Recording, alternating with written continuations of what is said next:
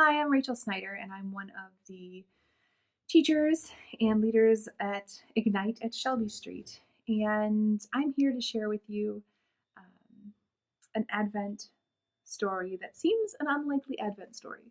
But let me read to you from Genesis 3, 8 through 15. They heard the sound of the Lord God walking in the garden in the cool of the day. And the man and his wife hid themselves from the presence of the Lord among the trees of the garden. Now, what had just happened? They had just ate of the fruit, and they were naked, and they tried to cover themselves with fig leaves. So that's where we're at. So they hid, and God was walking in the cool of the day. Then the Lord God called to the man and said to him, "Where are you?" He said, "I heard the sound of you in the garden, and I was afraid because I was naked, so I hid myself." And he said, "Who told you that you were naked? Have you eaten from the tree of which I commanded you not to eat?" The man said, "The woman who you gave to be with me, she gave me from the tree, and I ate." Then the Lord God said to the woman, "What is this you have done?" And the woman said, "The serpent deceived me, and I ate it." The Lord God said to the serpent, "Because you have done this, cursed are you more than all cattle, and more than every beast of the field. On your belly you will go, and dust you will eat for all the days of your life. And I will put enmity between you and the woman, and between your seed and her seed. He shall bruise you on the head, and you shall bruise him on the heel." Very Christmassy, isn't it? But let's look at what's actually here. So, Adam and Eve were hiding from God. They were embarrassed, they were ashamed that they were naked, and God said, "Where are you?" God knew where they were. He knew what they had done.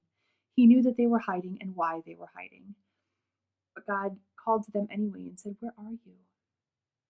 He gave them a chance to come forward. He gave them a chance to talk to him, to tell him what they had done, to tell him what the problem was. And that's huge.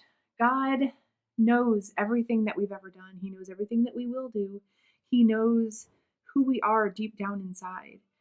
He knows the things we tried to hide from people. He knows the things we tried to hide from ourselves, the things we try to hide from him. He knows all of those things. But he loves us. And he wants to give us the opportunity to talk to him, to tell him, "Look, I messed up." And there are times when I have been not wanting to talk to God. I'll say that. Where I feel overwhelmed and I don't know what to do. And so I say to God, "I don't want to talk right now. And this is why." And then the minute I go into "this is why," I end up talking to God for a really long time because it feels so good to spill my guts to someone who knows me inside and out, to someone who knows what I've done and loves me anyway. And that's hard to understand and it's hard to grasp, but it's crucial that we do grasp that. So God called to him and said, "Where are you?" And Adam and Eve told the truth. They at least had the decency not to lie about it. So they told him the truth. And what comes next is God's first prophecy about Jesus. "And I will put enmity between you and the woman, and between your seed and her seed. He shall bruise you on the head, and you shall bruise him on the heel." That's Jesus. So God gives them the chance to confess. God gives them the opportunity to make things right.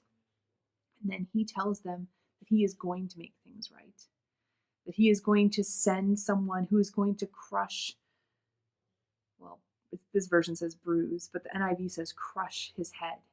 So there is someone who is going to take out Satan for us so that we don't have these temptations, so that we don't have this this turmoil in us. And it's really an amazing story. This doesn't seem very Christmassy, but this has God and forgiveness and grace and Christmas written all over it. So take some time and go through these verses today. That's Genesis 3, 8 through 15. And just see Jesus in this, see God in this, see grace in this, and see his love for you. Thanks.